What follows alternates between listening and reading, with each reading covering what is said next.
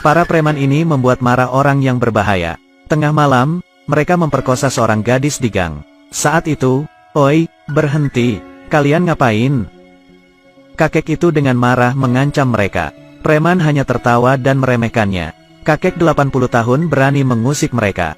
Tapi, sedetik kemudian, ia meninju seorang preman. Menghadapi preman yang mengepungnya, kakek itu sama sekali tak gentar, bahkan menantang duel. Kakek tak mengira, aturan preman di sana sudah berubah. Preman mengeroyoknya tanpa ampun. Tidak aturan lagi di sana. Akhirnya, kakek itu dihajar hingga tewas. Para preman tak tahu, mereka menghadapi bahaya besar. Kakek itu bukan orang biasa. Ia adalah bos mafia. Dulu, ia adalah bos mafia ISN. Semua orang takut padanya. Siapa kira kakek ini akan dibunuh oleh preman urakan? Adiknya, Riti yang berada di Spanyol mengetahui kabar itu. Ia sangat berang, lalu melacak geng preman itu. Richie terbang pulang ke London untuk membalaskan dendam ke Sumat. Ia tak akan berhenti sebelum berhasil. Setibanya di London, Richie berkumpul dengan rekan-rekannya. Roy, bagian interogasi, memiliki kemampuan luar biasa. Ia ahli menyiksa orang, dan tahu apa orang itu bohong hanya dengan melihatnya. Arthur, penegak hukum, orangnya mudi dan sadis. Tak ada yang berani mengganggunya. Algojo, Butch, tak punya hati. Ia dapat memutilasi orang hanya dalam 15 menit. Richie, ketua mafia sudah pensiun 20 tahun. Meski sudah tua, jiwanya masih muda. Mereka semuanya sadis. Richie bersumpah akan mencari pembunuh kakaknya, dan membalaskan dendam. Ia mengacukan larangan polisi, dan masuk ke TKP dengan percaya diri. Selain noda darah, bukti lainnya sudah diamankan polisi. Demi mendapat petunjuk, Richie menemui Jack, yang merupakan mantan polisi. Dulu mereka berkolusi untuk berkuasa, dan sama-sama mengatur kota. Di zaman itu, selain Bohau dan Leiluo, di barat juga ada Richie dan Jack. Perbedaannya adalah mereka berdua sudah pensiun.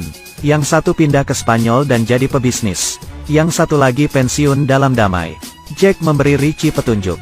Tapi, videonya tidak jelas. Satu-satunya saksi adalah korban. Akhirnya, Richie menemui gadis yang mau diselamatkan kakaknya. Gadis itu berkata, sebuah nama, Aaron.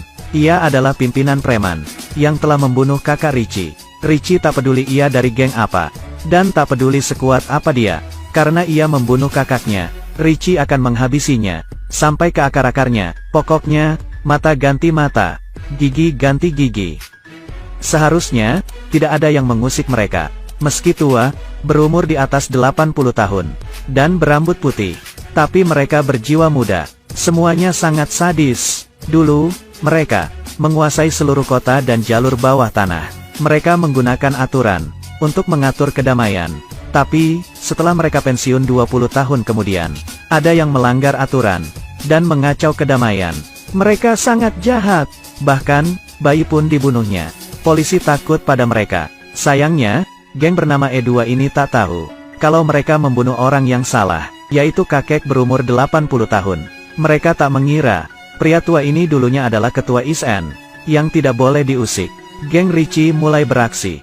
Ketua E2, Aaron sangat licik dan susah dilacak. Mereka mulai dari para bawahannya. Roy menangkap tangan kanan Aaron.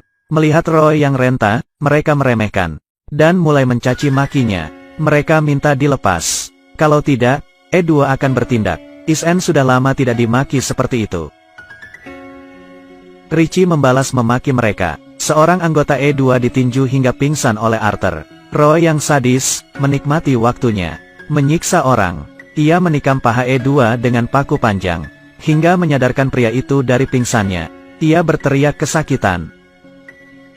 Melihat beragam senjata di tangan Roy, ia sekarang ketakutan. Tapi, sudah terlambat.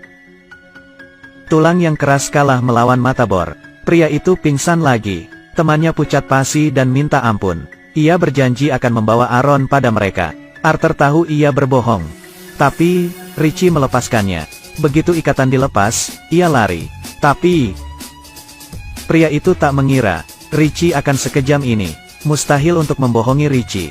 Richie melepas ikatannya, karena ia pantang membunuh orang terikat. Sekarang ISN tahu, tidak ada yang berani membocorkan lokasi Aaron. Pria yang dibor tadi mati kehabisan darah. Richie tak peduli. Balas dendam yang kejam baru akan dimulai.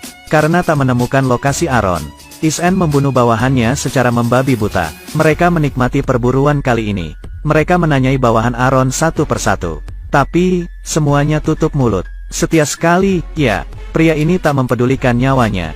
Dan malah memaki keluarga mereka. Richie terlalu sayang dengan keluarganya. Akhirnya, ia berang dan menghajarnya. Pria itu pun pingsan. Karena terlalu marah, jantungnya kambuh. Richie dilarikan ke rumah sakit. Tapi, Is-en tak tahu, kalau gadis korban itu, sudah menjual mereka. Geng E2 datang ke rumah sakit. Mereka membawa pistol kedap suara, untuk menghabisi 4 kakek renta. Wanita ini datang, dan menembaki kasur. Ia kira ia berhasil. Tapi, itu rupanya jebakan. Percuma saja mereka membawa senjata, karena mereka sudah dikepung. Mendengar suara tembakan, Aaron merasa ada yang salah. Ternyata, Richie bersandiwara. Ia pura-pura sakit jantung, dan menyuruh korban berkhianat. Tujuannya adalah memancing Aaron keluar, dan memburu mereka di rumah sakit, lalu membasminya sekaligus. Tapi, Aaron melawan mati-matian. Aaron tak mengira, yang ia tembak adalah orangnya. Di tengah adu tembak, Is-en tetap tenang. Mereka sudah biasa tembak-tembakan. Meski tua, mereka tidak lamban. Sekali tebas, lawannya berteriak minta ampun. Arthur menembak, dan membunuh satu musuh. Ia menembak tabung pemadam. Di tengah asap, mereka terus menembak. Meski Is-en kalah jumlah, tapi mereka sudah menyiapkan semua. E2 menangkap gadis tadi, dan menjadikannya sandera. Dengan santai, Richie dan gengnya menyerah. Aaron sangat marah. Tapi, saat itu, Aaron dikhianati oleh temannya. Richie segera memungut pistol Aaron. Teman-temannya berteriak, tembak. Tapi, Richie punya kebiasaan. Sebelum menembak ia harus memasukkan peluru 3 kali. Terlambat sudah. Richie membuang pistolnya dan bersiap-siap. Ia meninju Aaron hingga terkapar. Aaron memungut pistolnya. Ia menodong Richie. Tapi, saat itu polisi datang. Aaron berteriak ia akan membunuh Richie. Tapi, ternyata pistolnya kosong. Polisi mengepung mereka. Melihat pistol, polisi langsung menembak. Semua ini adalah rencana Richie yang cerdik. Ia meminjam tangan polisi, supaya tangan Is-en bersih. Untung saja perhitungan mereka tepat. Is-en di sini adalah korban. Polisi tidak bisa menghukum mereka. Mereka adalah geng mafia Is-en, yang berani dan pintar menyusun strategi. 4 kakek 80 tahun, bersatu menumpas E2, geng preman urakan. Sekaligus membalaskan dendam. Tak ada yang mengira ini hanya permulaan. Richie berpamitan dengan sedih. Ia akan menetap di London, untuk menegakkan kedamaian di kota, dan memberantas preman. Ia ingin kembali jadi mafia, dan mengajari anak-anak muda. Peraturan dan moral harus ditegakkan. Mentang-mentang muda, tidak boleh semena-mena. Di atas langit masih ada langit. Contohnya dia, dan dia. Kalau saja tak membunuh anjing itu, menculik gadis itu, dan tak menghajar kakek itu, mungkin saja nasib mereka akan berbeda.